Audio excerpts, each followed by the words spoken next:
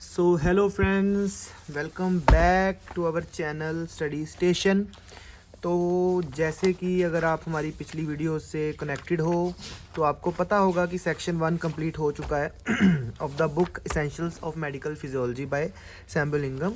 तो general physiology जो section 1 था, ये इसके 4 चैप्टर्स की वीडियो अपलोडेड हो चुकी है चैनल पे। तो अब हम स्टार्ट करेंगे सेक्शन 2, जिसका नाम है ब्लड एंड बॉडी फ्लूइड्स। तो सेक्शन 2 का जो फर्स्ट चैप्टर है यानी कि बॉडी फ्लूइड्स, वैसे ये बुक का 5th चैप्टर है बॉडी फ्लूइड्स। तो आज हम पढ़ेंगे बॉडी फ्लूइड्स के बारे में, ठीक है। तो बॉडी फ्लूइड्स, बॉडी फ्लूइड्स होते क्या हैं? बॉडी फ्लूइड्स सॉलिड्स और लिक्विड्स दोनों पार्ट के बने होते हैं, ठीक है, सॉलिड्स और फ्लूइड्स।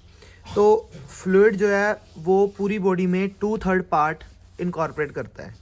बॉडी का 2/3 हिस्सा जो है वो हमारी बॉडी में फ्लूइड है। और जो फ्लूइड में सबसे ज़्यादा क्या है? वाटर। तो वाटर ही फ्लूइड का most of the part form कर रहा है।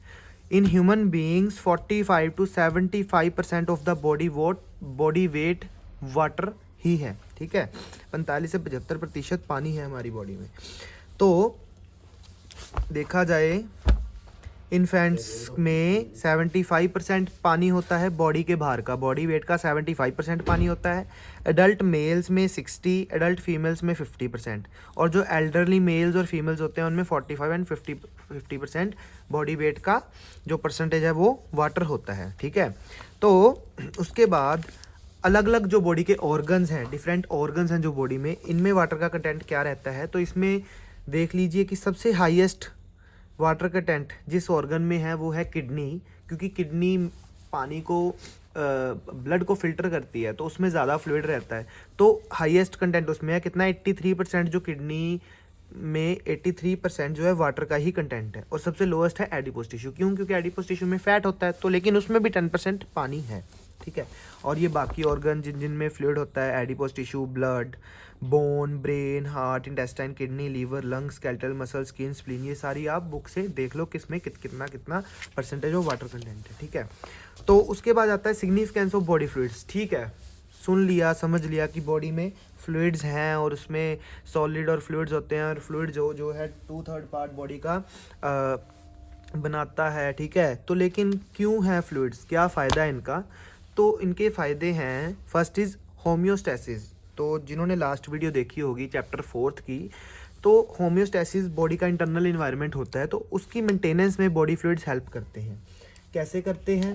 क्योंकि इंटरनल इन्वायरमेंट्स में विटामिन्स, लिपिड्स, ऑक्सीजन, ये सब होता है, ग्लूकोज, है ना।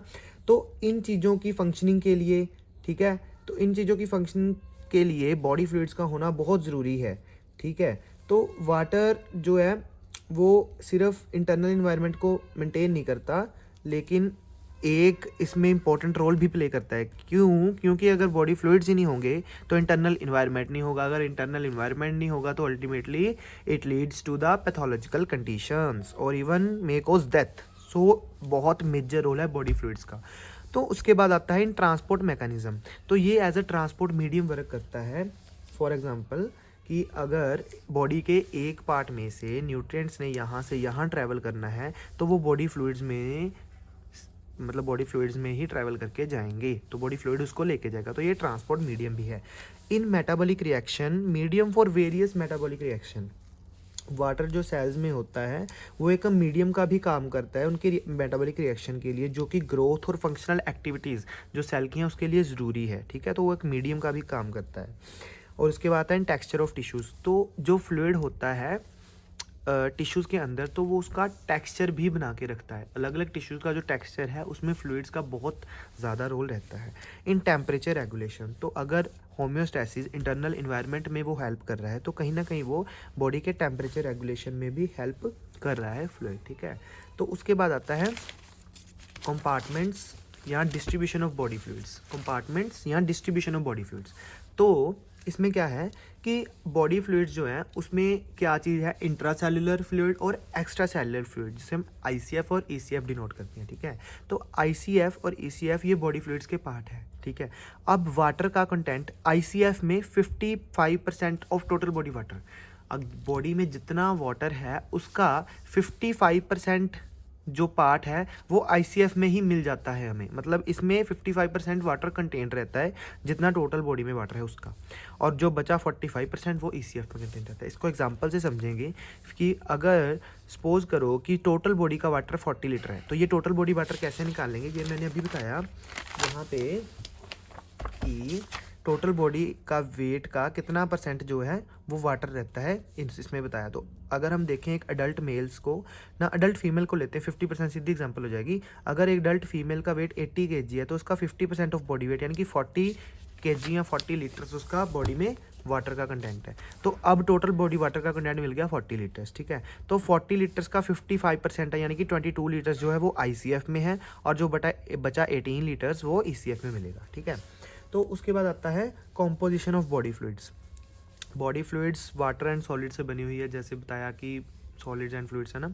तो सॉलिड्स में फ्लूइड्स का हमने पढ़ लिया कि फ्लूइड्स में क्या क्या आ गया ना। फ्लूइड्स में वो सारा ग्लूकोज अमीनो एसिड्स, ये फ्लूइड्स में हमारा वाटर का कंटेंट आ गया, ठीक है। तो अब सॉलिड्स में क्या क्या रहता है, सॉलिड्स में आते हैं ऑर्गेनिक और इनऑर्गेनिक सब्सटेंसेस।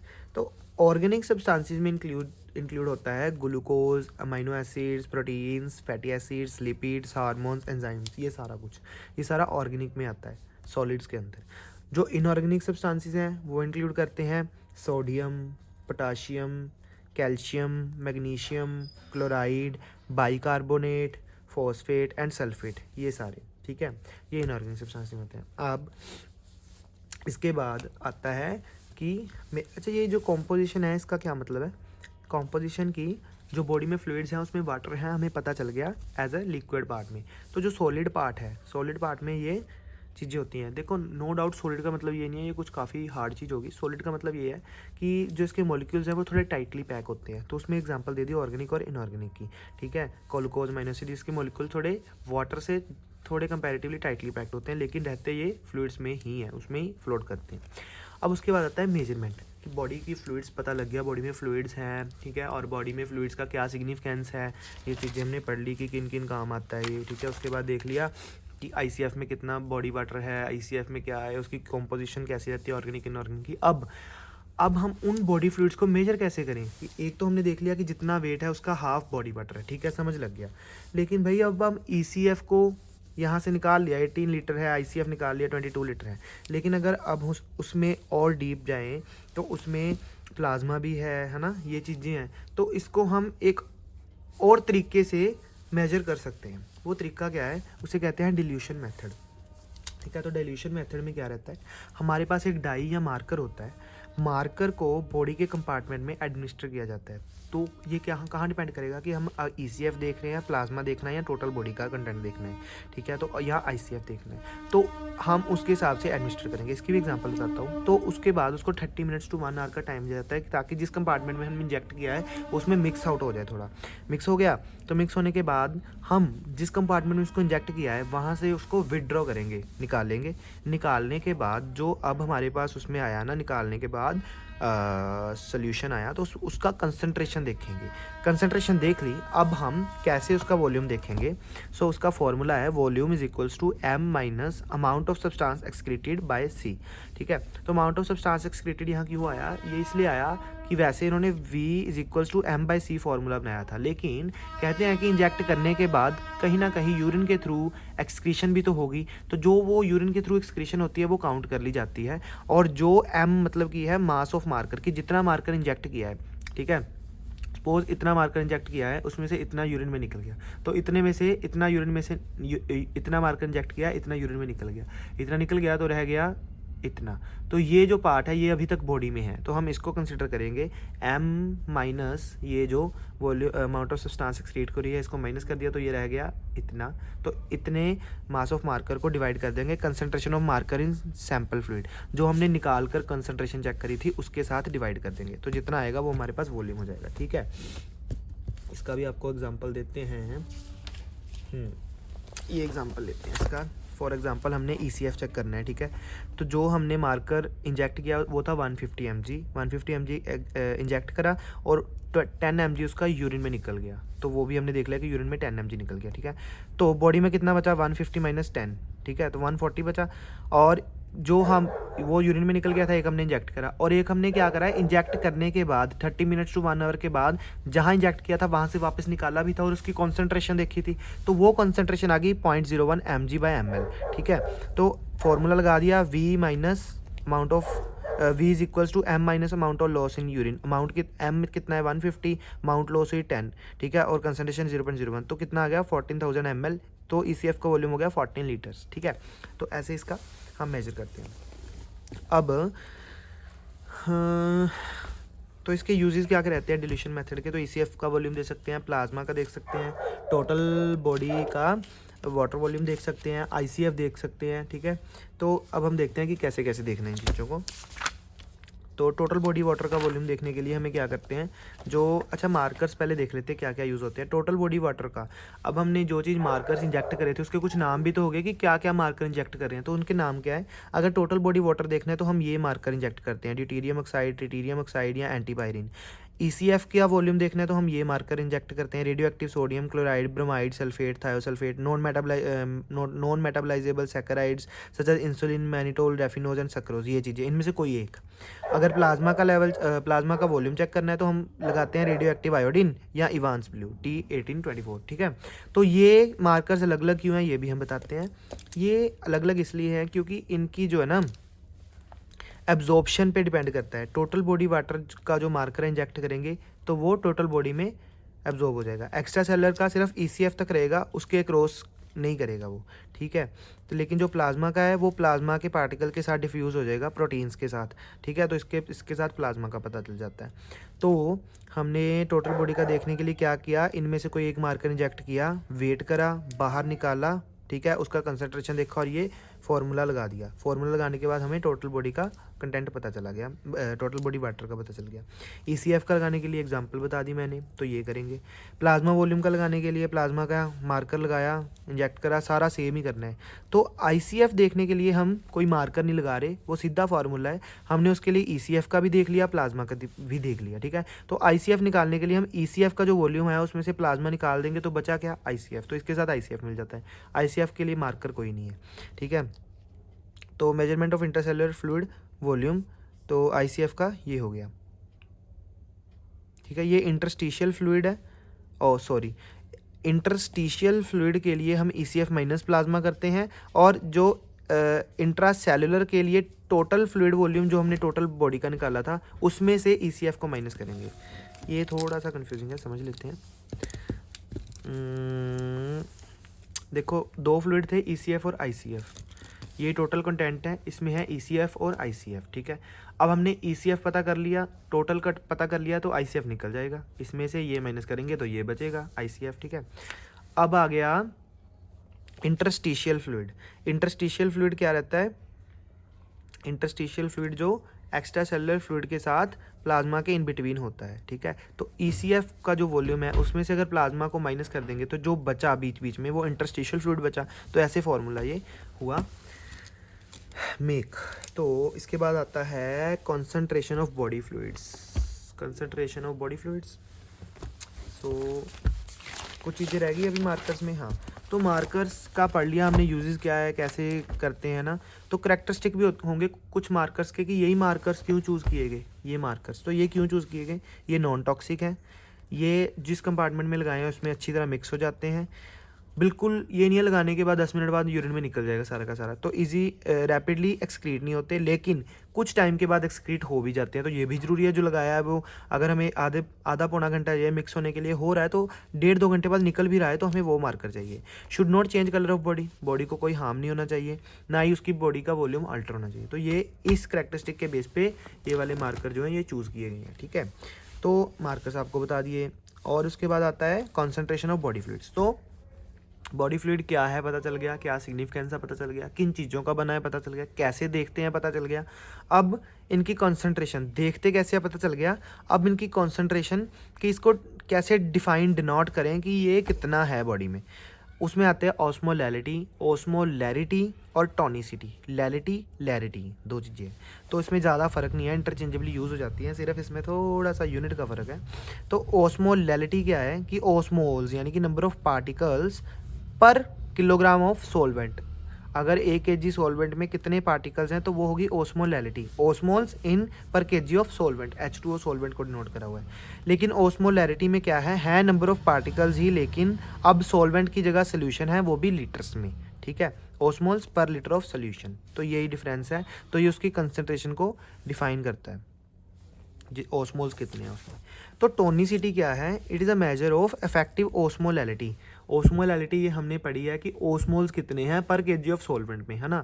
तो कितनी इफेक्टिव है, कौन सी चीज़ की इफेक्टिव ओस्मोलैलिटी है, दो हम कहेंगे कि मीडियम्स के बीच में।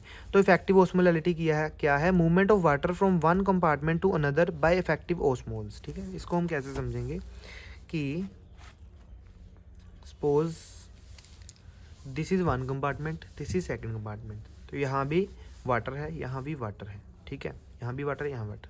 अब इस वाटर में भी कंपोनेंट्स हैं, पार्टिकल्स हैं, इसमें भी पार्टिकल्स हैं। तो अगर हम सिर्फ इस पोर्शन के ये पार्टिकल्स की बात करें तो हम इसमें इसकी ओस्मोलैलिटी देखते हैं, इस कंपोनेंट में इसके पार्टिकल्स की ओस्मोलैलिटी देखते हैं, तो ये इसकी ओस्मोलैलिटी होगी, ये इसकी ओस्मोलैलिटी होगी। अब मूवमेंट ऑफ वाटर, दोनों तरफ वाटर है, फ्रॉम वन कंपार्टमेंट, एक कंपार्टमेंट से टू अदर कंपार्टमेंट, ठीक है। अब ये ओस्मोलैरिटी, ओस्मोसिस याद है आपको कि वो सल्यूट, सॉल्वेंट सल्यूट की तरफ जाता है ना, हाँ, हायर कंसनट्रेशन ऑफ सल्यूट की तरफ जाता है।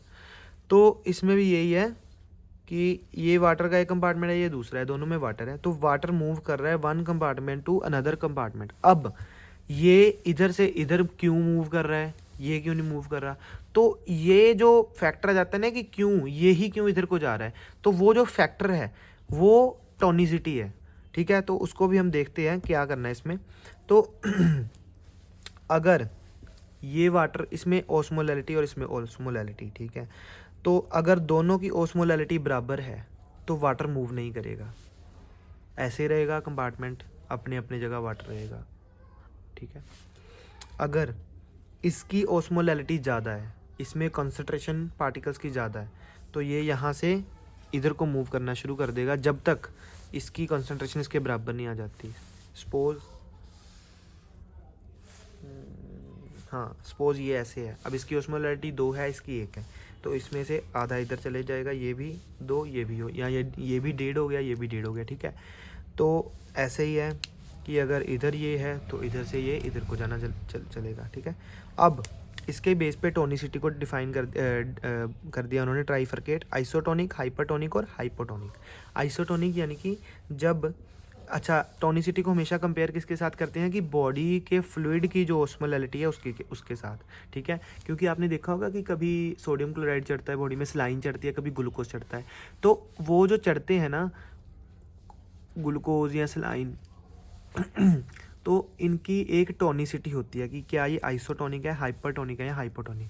तो ये टर्म्स डिफाइन करी जाती है कंपेयर करके बॉडी फ्लूइड की ओस्मोलैलिटी के साथ। तो suppose this pen is body fluid, ठीक है।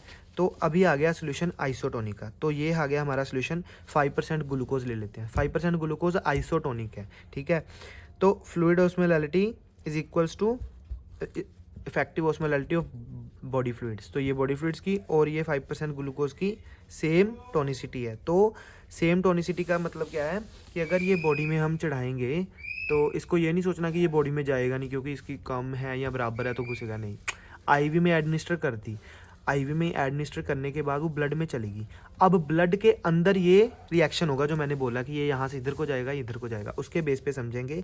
तो अब ब्लड के सेल्स हैं, हमने फ्लूइड्स लगा दिया, तो ब्लड के सेल्स के साथ फ्लूइड्स जा रहा है, ब्लड सेल्स के साथ फ्लूइड्स जा रहा है, तो इसकी टोनिसिटी सेम है। तो ये ब्लड के जो सेल्स हैं उसको कोई हार्म नहीं करेगा, उसका साइज उतना ही रहेगा, ये साथ में मिलके थोड़ा वॉल्यूम इंक्रीज कर देगा ब्लड का, बस सेल्स को कुछ नहीं होगा। अब ये था 5% ग्लूकोज आइसोटोनिक। अब सपोज करो ये हाइपरटोनिक सोल्यूशन है, यानी कि 2% सोडियम क्लोराइड है, तो इसकी ओस्मोलैलिटी बॉडी फ्लूइड की ओस्मोलैलिटी से ज़्यादा है, ठीक है, ज़्यादा है।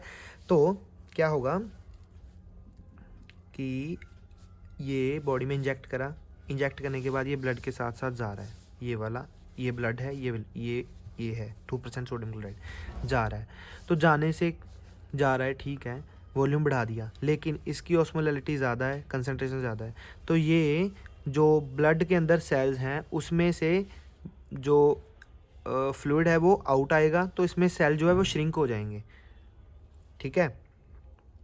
हाइपरटोनिक फ्लूइड में क्या होता है, फ्लूइड की ऑस्मोलैलिटी ज़्यादा होती है बॉडी फ्लूइड से, इसीलिए वो हाइपरटोनिक है, ठीक है। तो जब आरबीसी या अदर सेल प्लेस होंगे हाइपरटोनिक फ्लूइड में रखेंगे, आरबीसी सेल इस फ्लूइड में रखेंगे, तो एक्सोस्मोसिस होती है। एक्सोस्मोसिस यानी कि श्रिंकेज हो जाएगी सेल्स की, ठीक है।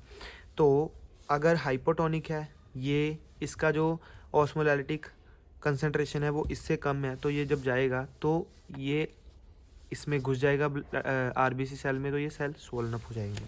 अब इसकी एग्जांपल इधर रही। अगर हाइपोटोनिक है तो उधर से वो सेल के अंदर चल जाएगा। आइसोटोनिक है बराबर रहेगा, हाइपरटोनिक है तो श्रिंकेज हो जाएगी। तो इसमें मैंने पहले बोल दिया कि अगर हाइपरटोनिक है इसकी ज़्यादा हो तो ये इधर से इधर मूव करना हो जाएगा। तो सॉरी फॉर दैट, वो ऐसे नहीं आएगा, वो इधर को मूव नहीं करेगा। वो दरअसल अगर ये ज़्यादा है तो जो पार्टिकल्स हैं, जो ओस्मोसिस का प्रोसेस है वो यहाँ पे रिपीट होगा कि वो सोल्यूट की तरफ जाना शुरू हो जाएगा। जिधर कंसंट्रेशन ज़्यादा है तो फ्लूइड निकल के दूसरी तरफ जाना शुरू हो जाता है, ताकि उसकी कंसंट्रेशन थोड़ी कम हो और उसके बराबर हो जाए दूसरे के, ठीक है। तो if I can teach you, तो I can teach you with an example कि सपोज अगर हाइपरटोनिक की एग्जांपल लेते हैं, तो ये हाइपरटोनिक सोल्यूशन आ गया। अब इसकी कंसंट्रेशन ज़्यादा है, ठीक है, और दूसरी तरफ हमने ले लिया ये ब्लड, ठीक है। तो कंसंट्रेशन को कैसे डिफाइन करेंगे, ये ब्लैक से। सपोज इसकी कंसंट्रेशन ज़्यादा है, कंसंट्रेशन ज़्यादा का मतलब यही हुआ ना कि ये ज़्यादा है, इसमें कंसंट्रेशन कम है, तभी ये हाइपरटोनिक हुआ क्योंकि ब्लड से ज़्यादा कंसंट्रेशन इसकी है। तो अब ओस्मोसिस क्या करेगी, भाई इधर पार्टिकल्स कम है इधर ज़्यादा है, ठीक है। तो ये जो पार्टिकल्स हैं इनमें भी फ्लूइड है, ठीक है, फ्लूइड है। तो ये फ्लूइड पार्टिकल्स में से निकल के इधर जाना शुरू हो जाएगा, पार्टिकल्स में से फ्लूइड निकल के इधर जाना शुरू हो जाएगा, ताकि ये जो पार्टिकल्स हैं ये थोड़े स्प्रेड हो जाएं और इसकी डेंसिटी जो कम हो जाए, ताकि वो थोड़े दोनों साइड इक्वल से हो जाएं, ठीक है। तो ये श्रिंक हो जाएगा। यहाँ इसका प्रोसेस आप समझ सकते हो उसके हेल्प से, कि एक बाउल में अगर आप किशमिश डालते हो, ठीक है, तो बाहर जो पानी होता है वो किशमिश के अंदर जाना शुरू हो जाता है और किशमिश फूल जाती है ना। तो ये भी ऑस्मोसिस के प्रोसेस से होता है। तो जो किशमिश है उसके अंदर हाइपरटोनिसिटी है, ठीक है, और जो पानी है वो थोड़ा उससे कम है, तो किशमिश हाइपरटोनिक हुई। जब उसको पानी में डाला तो पानी किशमिश के अंदर चला गया, ठीक है। सेम क्या होगा अगर हाइपरटोनिक सॉल्यूशन में हाइपरटोनिक सॉल्यूशन, ये तो प्रॉब्लम होगी इधर। हाइपरटोनिक सॉल्यूशन है, हाँ, तो एग्जांपल थोड़ी, वो भी एग्जांपल ठीक है, लेकिन इसको समझने के लिए हमें उसका उल्टा यूज़ करना पड़ेगा।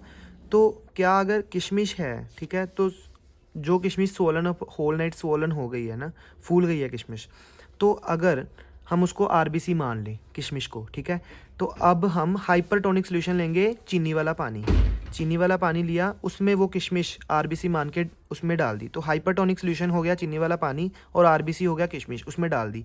तो किशमिश में से किशमिश श्रिंक हो जाएगी, क्योंकि वो उसमें से हाइपरटोनिक सॉल्यूशन की तरफ उसमें से सारा निकल के चला जाएगा, तो किशमिश श्रिंक हो जाएगी। तो सेम आरबीसी श्रिंक हो जाएगा अगर हाइपरटोनिक सॉल्यूशन हुआ। तो अगर किशमिश फूल रही है और पानी कम है तो पानी हाइपोटोनिक हुआ, किशमिश में ज़्यादा वो टोनिसिटी हुई, तो हाइपोटोनिक सॉल्यूशन में क्या होता है, आरबीसी स्वोलन अप हो जाता है। Yes, this is the right example. तो ऐसे याद करेंगे इसको, ठीक है। तो ये हो गया हाइपोटोनिक का एग्जांपल हो गया 0.3% ऑफ सोडियम क्लोराइड। तो ये हो गया फ्लूइड ऑस्मोलैलिटी ज़्यादा रहती है बॉडी फ्लूइड से तो हाइपरटोनिक, फ्लूइड ऑस्मोलैलिटी कम रहती है यानी कि बॉडी फ्लूइड की ज़्यादा रहती है तो हाइपोटोनिक। उसके बाद आती है इसकी अप्लाइड फिजियोलॉजी, यानी कि बॉडी फ्लूइड सारा कुछ हमने उसका समझ लिया, टोनिसिटी ऑस्मोलैलिटी ये वो। तो उसके बाद आता है फिजियोलॉजी की इसका बॉडी में कैसे इंपैक्ट पड़ता है। तो उसमें अगर बॉडी फ्लूइड्स कम हो जाए क्या होता है, बॉडी फ्लूइड ज़्यादा है तो क्या होता है। अगर बॉडी फ्लूइड्स कम हो रहा है तो उसे कहते हैं हम डिहाइड्रेशन, बड़ा कॉमन सा वर्ड है, हम सुनते हैं डेली लाइफ में। तो decrease body water content is dehydration. तो ये डिहाइड्रेशन के मेजर दो ही कारण हो सकते हैं, या तो पानी निकल ज़्यादा रहा है बॉडी से, या फिर हम पानी पी कम रहे हैं। तो वाटर लॉस ज़्यादा हो रहा है, यहाँ पानी हम पी कम रहे, दोनों में से कोई कारण हो सकता है, ठीक है, नहीं तो दोनों कारण भी हो सकते हैं। तो डिहाइड्रेशन की क्लासिफिकेशन दो बेस पे है, एक तो है कि कितना फ्लूइड लॉस हो रहा है उसके बेस पे डिहाइड्रेशन को क्लासीफाई कर दिया, दूसरा कि वाटर लॉस और सोडियम लॉस को की रेशो को मिला के उसने क्लासीफाई कर दिया। तो पहले कितना फ्लूइड लॉस हो रहा है उसके बेस पे 3 तरह की डिहाइड्रेशन है, माइल्ड, मॉडरेट और सीवियर। 3 स्टेजेस हैं इसकी, ठीक है। तो माइल्ड डिहाइड्रेशन में क्या है कि 5% ऑफ टोटल बॉडी फ्लूइड का लॉस हो गया, 5%। तो उसका है कि अगर 40 लीटर्स बॉडी में फ्लूइड है तो उसका 5% यानी कि 2 लीटर्स लॉस हो गया, तो वो माइल्ड में गिना जाएगा। कोई दिक्कत नहीं है, लॉस हो गया, पानी पियो, ठीक हो जाएगा। Moderate dehydration 10% of fluid loss यानी कि 40 लीटर से 4 लीटर लॉस हो गया, तो इसके लिए हमें ORT यानी कि ओरल डिहाइड्रेशन थेरेपी यूज़ करनी पड़ती है, जिसमें ORS दिया जाता है यानी कि ओरल रिहाइड्रेशन सोल्यूशन दिया जाता है, ठीक है। तो उसके बाद आता है सीवियर डिहाइड्रेशन, जिसमें 50% ऑफ फ्लूइड लॉस हो जाए, टोटल बॉडी फ्लूइड का 40 लीटर में से 6 लीटर निकल गया, तो इसके लिए IV एडमिनिस्ट्रेशन ज़रूरी रहती है। उसके बाद आता है कि रेशो के बेस पे है ना वाटर लॉस और सोडियम। उसके बाद आता है आइसोटोनिक, हाइपरटोनिक और हाइपोटोनिक। ये भी हमने पीछे करा, तो उसी के बेस पे सेम ही आएगा। आइसोटोनिक यानी कि वाटर और सोडियम दोनों बराबर मात्रा में बॉडी से बाहर निकले हैं, ठीक है, या कम हुए हैं। हाइपरटोनिक की वाटर लॉस ज़्यादा है लेकिन सोडियम लॉस कम है, इसलिए वो हाइपरटोनिक है। उसके बाद आता है हाइपोटोनिक। हाइपोटोनिक यानी कि सोडियम लॉस ज़्यादा है वाटर लॉस से, तो वो होता है हाइपोटोनिक। यस। क्यों हाइपरटोनिक और हाइपोटोनिक भी समझ लो। वाटर लॉस बॉडी से ज़्यादा हो गया, सोडियम कम है, इट मीन्स बॉडी में सोडियम ज़्यादा रह गया। अगर बॉडी में सोडियम ज़्यादा रह गया, पानी निकल चुका है ज़्यादा बॉडी से, तो फिर क्या होगा, अंदर टोनिसिटी इंक्रीज हो जाएगी, सोडियम ज़्यादा पड़ा है तो हाइपरटोनिक। हाइपोटोनिक यानी कि सोडियम ज़्यादा निकल गया, इसमें बॉडी में सोडियम कम हो गया तो वो हाइपोटोनिक हो गया। इस बेस पे इसको ये दिया गया है इसका नोमेनक्लेचर। तो कॉजेज़ क्या रहते हैं, डायरिया या वॉमिटिंग, यूरिन आउटपुट ज़्यादा हो गया, पानी इनटेक कम है, ठीक है, स्वेटिंग ज़्यादा होगी, डायूरेटिक्स यूज़ कर रहे हैं, और यूरिन आउटपुट जो कम हुआ है, चाहे रीनल डिसऑर्डर की वजह से हो या एंडोक्राइन डिसऑर्डर की वजह से, एनीथिंग, ठीक है। उसके बाद आता है साइन एंड सिम्टम क्या रहते हैं डिहाइड्रेशन के। माइल्ड में dryness of the mouth, thirst ज़्यादा लगती है, स्वेटिंग कम हो जाती है। यूरिन स्वेटिंग कम होती है क्योंकि बॉडी में फ्लूइड आगे कम है तो बॉडी स्वेटिंग भी कम कर देती है। यूरिन फॉर्मेशन भी कम हो जाती है, हेडेक, डिजीनेस, वीकनेस। स्वेयर में क्या होता है, ब्लड वॉल्यूम कम हो जाता है, कार्डियक आउटपुट डिक्रीज हो जाती है, BP कम हो जाता है। हाइपोवोलेमिक यानी कि बॉडी में वॉल्यूम कम होने की वजह से कार्डियक शॉक भी आ सकता है, फेंटिंग हो जाती है। वेरी स्वेयर में क्या होगा, ऑर्गन डैमेज हो सकता है, रीनल फेलियर, कन्वर्जन या कोमा हो सकता है। ओरल डिहाइड्रेशन सोल्यूशन में क्या क्या रहता है, anhydrous glucose, sodium chloride, potassium chloride and trisodium citrate, तो ये पिलाते हैं। और इसके अपोजिट दूसरी कंडीशन आ जाती है ओवर हाइड्रेशन, यानी कि पानी का बॉडी में वाटर कंटेंट ज़्यादा हो गया। क्यों ज़्यादा हो गया, या तो आउटपुट कम हो गई या तो फिर इनटेक ज़्यादा हो गया। तो इसके क्या कॉजेज रहते हैं कि हार्ट फेलियर में हो सकता है, जब हार्ट पंप नहीं कर रहा प्रॉपरली, या रीनल डिसऑर्डर में कि बॉडी फिल्टर करके बाहर नहीं एक्सक्रीट नहीं कर रही उसको। ADH यानी एंटी डायूरेटिक जो यूरिन आउटपुट को कम करते हैं, उसकी हाइपर सिक्रेशन हो रही है हार्मोन की। IV ज़्यादा देर लगा दिया या ज़्यादा लार्ज अमाउंट में लगा दिया। इन्फेंट्स में ज़्यादा रहता है कब, जब फर्स्ट मंथ में, ठीक है, क्योंकि उनमें किडनी का फिल्ट्रेशन मैकेनिज्म अभी इतना डेवलप नहीं, अंडर डेवलप्ड रहता है।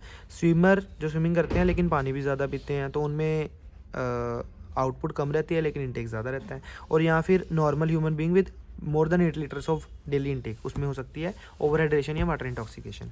Science vomit, nausea, drowsiness, inattentive, blurred vision, anaemia, muscular weakness, seizure, coma, ये सारे इसके साइंस हैं। तो इसका ट्रीटमेंट क्या होगा कि अगर पानी बॉडी में से यूरिन आउटपुट कम है, एक्सक्रीशन कम है, तो उसको डायूरेटिक्स दे देंगे कि ज़्यादा एक्सक्रीशन हो।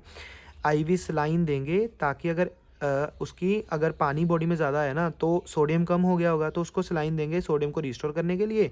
और जो एंटी डायूरेटिक हार्मोन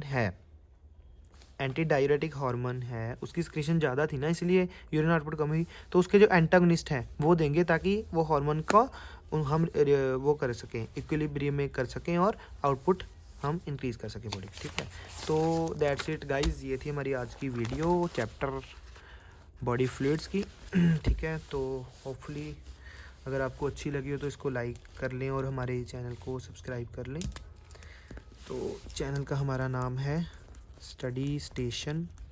तो जैसा कि पिछली वीडियोस में भी था ये सारे नोट्स जो मैंने बनाए हैं, इसकी PDF का जो लिंक है वो इस वीडियो की डिस्क्रिप्शन में ऐड कर दिया जाएगा, तो आप वहाँ से नोट्स डाउनलोड कर सकते हैं। तो ये हमारा चैप्टर 5 हो गया। अब हम नेक्स्ट डालेंगे चैप्टर 6 की वीडियो इसके बाद, जो है हमारा ब्लड, ठीक है। तो स्टे ट्यून्ड गाइस, तो आप हमारे चैनल से जुड़े रहें तो आपको नेक्स्ट चैप्टर की वीडियो मिलती रहेगी। Thank you, bye bye, and have good studies ahead.